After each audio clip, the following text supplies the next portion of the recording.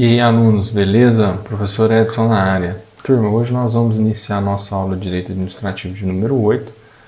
Nela nós vamos falar sobre os atos administrativos. Nós vamos tentar explicar o que são esses atos administrativos e, após esse entendimento, nós vamos conseguir entender como que a administração trabalha, como que são feitos os serviços administrativos, como que funciona a máquina pública, certinho? Na primeira parte sobre os atos da administração, nós vamos primeiro diferenciar o que é um ato, o que é um fato, o que é um negócio jurídico e quais são as possibilidades de atos que nós podemos encontrar na administração. A primeira coisa que eu falo para vocês é o que é um fato. Os fatos, para o direito, são esses fatos cotidianos que acontecem na nossa vida, no nosso dia a dia. Um exemplo de fato, professor, quando a gente se deita, o levantar cedo, dirigir, passar pelos sinais vermelhos, passar pelos sinais de trânsito. Então, os fatos são as coisas que os indivíduos fazem no seu dia a dia. E aí nós temos uma diferenciação. Quando esses fatos passam a se tornar fatos jurídicos, quando esses fatos começam a ter importância para o mundo jurídico. Por exemplo, eu brinquei com vocês sobre passar no sinal vermelho, né? Dirigir é um fato comum, tranquilo. Passar no sinal vermelho é uma infração de trânsito. E a partir do momento que a gente comete essa infração de trânsito, o fato que antes era normal, era cotidiano, era ordinário, passa a ser um fato jurídico. Por quê? Ele passa a ter importância para o mundo jurídico. Você atravessou o sinal vermelho, você ultrapassou no sinal vermelho, você infringiu uma lei de trânsito, ponto. E se você vier atropelar alguém, você vai cometer ilícitos contra essa pessoa e provavelmente vai ter o direito de reparar o dano que você porventura venha causar. Então nós temos os fatos e conforme ele pega a importância do mundo jurídico, eles se tornam fatos jurídicos. E aí, quando que esse fato jurídico ele se torna um ato? O ato jurídico ele acontece quando há a vontade das partes. Para a administração pública, para o direito administrativo, o ato jurídico é quando tem a vontade da administração pública de que aquele determinado ato ocorra. Então, a administração pública está lá, sossegada, de boa, ela pega e fala assim, eu preciso de servidores para determinada carreira. E aí, ela decide fazer um edital de concurso público para contratar esses servidores, essas pessoas que vão atuar dentro do órgão. Então, esse ato jurídico é isso, precisa ter uma vontade. Quando nós estamos falando de relações cíveis e não administrativas, nós temos, no outro patamar, nós temos os negócios jurídicos. O que são negócios jurídicos no direito civil? São atos que se concretizam pela vontade de duas ou mais pessoas. Então, por exemplo, eu tenho um contrato de compra e venda, uma pessoa tem a vontade de comprar um veículo e a outra pessoa tem a vontade de vender este veículo. Então, existem duas vontades para que eu forme um negócio jurídico. Isso no campo civil. Para o ato administrativo, a gente chama de ato jurídico quando tem apenas a vontade da administração pública e a gente chama de atos bilaterais quando nós temos a vontade da administração pública e a vontade do particular que vai negociar com essa administração pública, como ocorre, por exemplo, nos contratos com a administração pública, que nós vamos ver numa aula adiante. E esses atos da administração pública, quando tem a vontade de que eles ocorram por parte da administração pública, eles podem ser legislativos, que são as leis, né, são feitas pelo Poder Legislativo, dependendo da sua esfera, pode ser suas leis federais, leis estaduais e leis municipais. Então, os atos legislativos são a feitura das leis, a feitura das normas, a própria Constituição é um ato legislativo.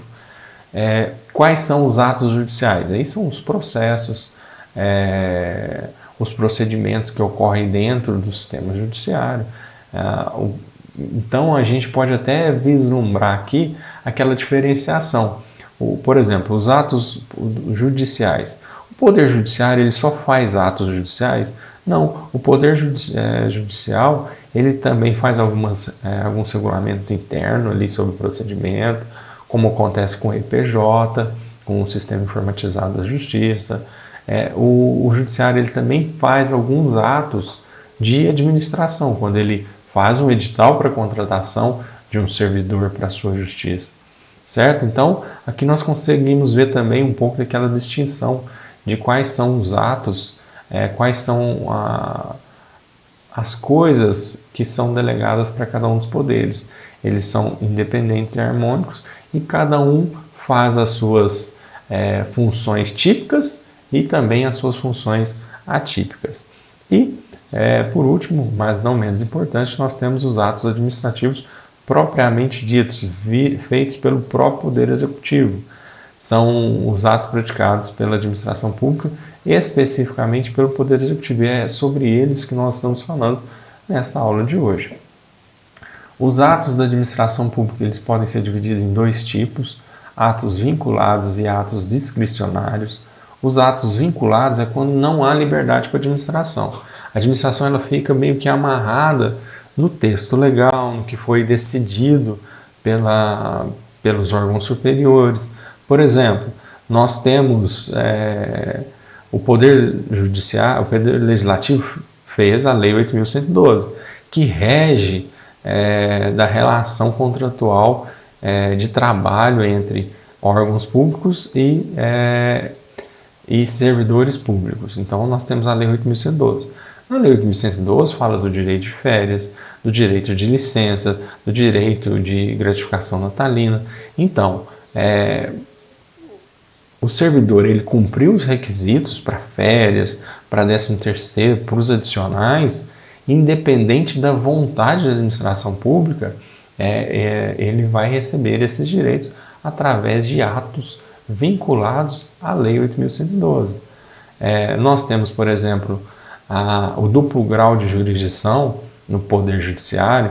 A administração pública, dependendo do valor da ação que ela perca, ela tem sempre que recorrer. Por quê? Porque ela cuida, a administração pública cuida dos interesses do público. Então, ele tem que sempre recorrer das decisões que forem desfavoráveis a ela.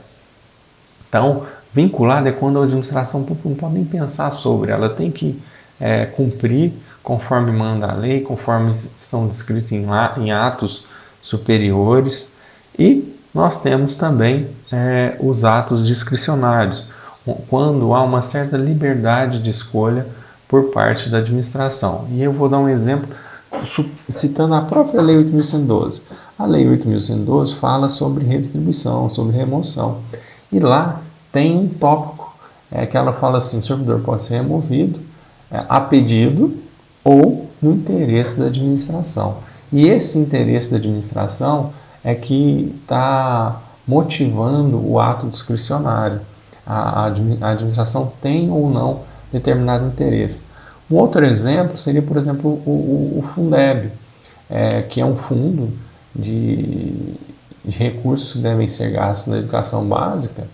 E aí a gente entende o seguinte, feita o Fundeb, cada estado tem que ter esse fundo, tem que recolher parte dos seus recursos para investir na educação básica, e aí a quantidade que o Estado vai investir nessa educação básica é vinculado, tantos por cento da receita. Isso é vinculado. Agora, como que vai ser esse investimento é discricionário. Aí pode ser por construções de creche, construções de escolas, reformas de escolas já existentes, construção de laboratórios para essas escolas. Então eu tenho que o índice, a porcentagem que cada estado vai direcionar para a educação básica pelo Fundeb é vinculado. Mas como esse estado vai gastar esse recurso é discricionário, fica a cargo do interesse e da motivação da administração pública, certo? Sobre os atos da administração, eles podem ser classificados em gerais e individuais. O ato administrativo geral ele é feito para toda a coletividade, sem ser para um único indivíduo em especial. Me dá um exemplo, professor, de atos de administração geral. O edital de concurso público, por exemplo, É um edital geral para todos aqueles que se enquadrem nos requisitos que queiram participar. Um exemplo de ato administrativo individual é o ato administrativo voltado especificamente para aquela pessoa. Pode ser privada, pode ser servidor ou pode ser pessoas jurídicas, por exemplo, de direito privado. Um exemplo de servidores seria o ato de nomeação daquele servidor. Então eu faço um concurso que era um ato geral da administração pública. E aí eu passei, fiquei bem classificado, a administração pública vai me chamar para trabalhar dentro do seu órgão, ela vai fazer uma nomeação, e essa nomeação ela é específica e direcionada para mim. Nós também temos os atos internos e os atos externos. Os atos internos, eles são feitos dentro da administração pública para aquele direcionamento rotineiro dentro dos órgãos, por onde os papéis, por onde os processos devem passar. E nós temos atos externos, são atos que são vinculativos para toda uma sociedade que não faz parte dos órgãos públicos, certo? Nós também temos a distinção em atos simples, complexos e compostos. Atos complexos e atos compostos. Como que a administração pública divide isso? Atos simples, se eu precisar apenas de um único órgão para que ele seja feito, como por exemplo um edital, ele precisa de um único órgão, ele precisa de uma única autarquia para que ele seja feito? Se sim, esse edital é simples. Quase sempre, para que nós tenhamos o concurso público, nós precisamos de uma autorização de uma determinada autarquia superior, né? Então, quase sempre a provisão de editais são atos complexos, que precisam de dois órgãos para que eles sejam concretizados. E nós temos os órgãos, os atos que podem ser chamados de compostos, que eles precisam de duas entidades encadeadas para se complementarem. E, de princípio, os atos complexos e compostos são bem parecidos, bem semelhantes. Para a nossa aula, eu não vou chegar nessa distinção nesse momento. Nós vamos fazer essa distinção entre atos complexos e compostos nas nossas próximas aulas. E aí, os atos da administração pública, eles são o quê? Eles podem ser válidos, eles podem ser nulos, anuláveis ou inexistentes. Quando um ato é válido? Quando ele é em conformidade com o ordenamento jurídico. Quando um ato é nulo? Quando ele já nasce com um vício, quase sempre um vício jurídico. Um vício de forma, um vício de objeto.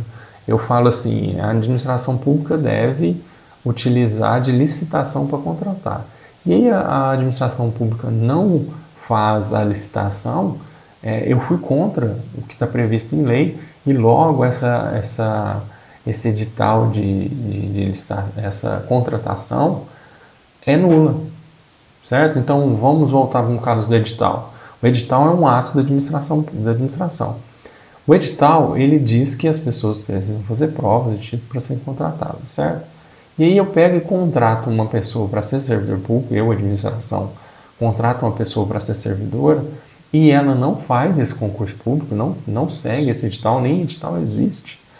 E aí, o que vai acontecer com essa contratação desse servidor que não foi feita por concurso público? Ele é um ato nulo, ele já nasceu com o vício e ele vai ser nulo. E seus efeitos vão ser a partir de quando? Os efeitos do ato nulo, eles mostram que o ato deixa de ter eficácia. Mas deixa de ter eficácia desde quando? Ex tunc. Desde o momento que a contratação da pessoa ocorreu, essa contratação é nula. Professor, mas o cara trabalhou, ele não vai ter direito a receber? Claro, ele vai receber, porque nós também no direito temos o outro princípio de não enriquecimento ilícito. Então a administração não pode enriquecer com o trabalho de alguém e não remunerá-lo por conta disso. Mas a contratação desse servidor sem o concurso público é nula desde o momento que ele ocorreu. O que mais? Nós temos também a anulação desses atos da administração. quando o erro pode ser corrigido. Por exemplo, eu tenho que o concurso público ele deve ocorrer por provas e títulos.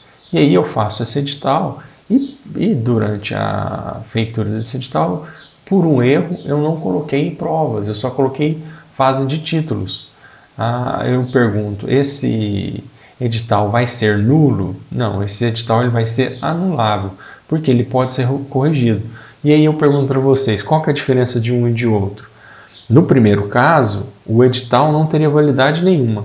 No segundo caso, como é anulável, o edital tem validade. Então, aquelas pessoas que já fizeram as inscrições não perdem. Já as inscrições ficam como tendo sido feitas. E nós temos também os atos inexistentes. Quando nós estamos falando de um ato inexistente da administração pública, quando ele não cumpre alguns requisitos que nós vamos ver logo logo quais são os requisitos principais desses atos da administração pública. Quais são os requisitos? Ele precisa de competência, o agente público que faz o ato. Pessoal, os atos da administração, ela não é feito por alguém, por um ser supremo, é feito por pessoas. E essas pessoas, os agentes públicos, eles têm que ter o poder conferido para fazer aquilo, para fazer determinada coisa. Então, por exemplo, quem tem competência para aplicar uma infração de trânsito? O policial militar e a guarda civil têm competência para aplicar a multa? Tem. Então, eles são pessoas competentes. Aí eu pergunto, o servidor que é lá da secretaria administrativa de determinada prefeitura, ele pode aplicar multa de trânsito? Não, porque ele não tem competência para aquele ato jurídico, para o ato infração de trânsito, certo? Forma é o modo que é exteriorizado o ato administrativo. Nós falamos anteriormente sobre atos legais, eles são exteriorizados em forma de lei, em forma de decretos. A multa, multa de trânsito, ela é exteriorizada em auto de infração de trânsito, a IT, né? E aí te dá um prazo para você recorrer, justificar ou indicar quem era o condutor. Então, uma multa de trânsito ela pode ser um bom exemplo de um ato jurídico de administração. Precisa ter a competência do agente, precisa ter a forma, que são os requisitos previstos em lei, precisa ter o motivo. Qual é o motivo? Por que aquele policial está dando a multa para o indivíduo? Porque ele avançou o sinal vermelho, foi o caso que eu citei para vocês no começo. Então, o motivo da infração de trânsito é o acometimento da infração, que é atravessar o sinal vermelho. Então, o objeto é o próprio conteúdo do ato administrativo. Então, vamos lá. Seguindo esse exemplo da infração de trânsito. O que a infração de trânsito precisa ter? O agente precisa ter competência. Ele precisa fazer essa infração de trânsito pela forma que lhe é cabida. Qual que é a forma? Primeiro você faz um auto de infração, pedindo para a pessoa, e envia para a casa do condutor, né, pedindo para ele justificar, para ele identificar quem era o condutor, ou pagar caso considere aceita a infração. Beleza. Então nós temos competência e forma. E o motivo? O motivo é porque o indivíduo atravessou o sinal vermelho. E qual é o objeto? A multa. A própria multa é o objeto do ato administrativo, certo? Continuando, pessoal, o ato administrativo ele precisa ter alguns atributos. Quais são esses atributos? Primeiro, legalidades. A gente vai sugestionar que a maioria que os atos eles já nascem com legalidade, com pretensões de que tenha sido feito de forma legal. Esse ato ele deve ser imperativo. O que quer dizer isso? Imperativo. Ele já é mandamental para todas as pessoas. A partir do momento que eu tenho a feitura do ato administrativo, ele já começa a fazer efeito. Autoexecutoriedade. O que é isso? Ele precisa de uma autorização? Ele precisa de algum órgão específico para cumprir? Não. O ato administrativo ele se autoexecuta. Basta eu fazer ter a função, ter a assinatura do ato, ter completado os requisitos do ato, ele já está sendo executado. E precisa ter tipicidade. No caso da multa, por exemplo, está estabelecido no Código de Trânsito que atravessar o sinal vermelho gera multa. Então já está típico a explicação de que quem atravessa o sinal vermelho, quem fura o sinal vermelho, está praticando uma infração de trânsito. Então essa tipicidade já está dentro do texto de lei e basta alguém furar o sinal vermelho para que ele já sofra a imperatividade e a autoexecutoriedade da multa, da infração, do ato administrativo que lhe é aplicado, certo? Turma, vamos agora falar sobre os atos administrativos. Esses atos administrativos eles podem ser normativos, os regulamentos, as leis, as instruções normativas.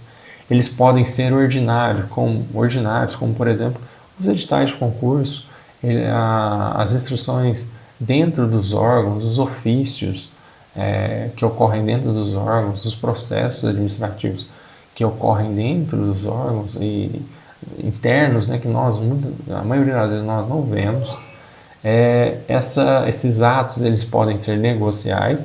Eu disse para vocês sobre as férias do servidor previsto na Lei 8.112. A férias é um direito, mas quando esse servidor vai tirar essas férias depende de uma negociação entre as pessoas que respondem pelo órgão e o próprio servidor. Nós temos também os atos enunciativos. O que são atos enunciativos? Eles estão lá explicitamente para informar sobre determinada situação, como ocorre com as certidões, com os atestados. E nós temos os atos administrativos punitivos, que, como eu dei de exemplo para vocês, a multa de trânsito, certo? E aí, como que esses atos administrativos terminam? Como que é a extinção dos atos administrativos? Ele pode ocorrer pela anulação, quando há algum vício, lembra que eu falei para vocês? Quando ele é ilegal, quando ele é praticado contrário à lei, esse ato ele pode ser anulado. Ele vai ser anulado e aí ele deixa de existir. Esse ato também ele pode ser revogado. Lembra que eu falei para vocês sobre o poder discricionário? A administração recebe determinada quantia de dinheiro para investir na cidade. Aí ela decide, eu vou fazer um asfaltamento novo, ou eu vou fazer uma ponte, ou eu vou fazer uma creche. Tá. Ela decidiu que iria fazer uma creche. Só que, conforme os tempos foram passando, aquele processo de licitação, a obra foi saindo, outras creches foram ficando prontas e a essencialidade daquela creche deixou de ser fundamental. E aí a administração pública revogou a criação da creche e a destinação daquele recurso para aquela creche e pode ter passado para fazer uma ponte, por exemplo. Nós temos a cassação, quando o beneficiário deixa de cumprir alguns dos seus requisitos.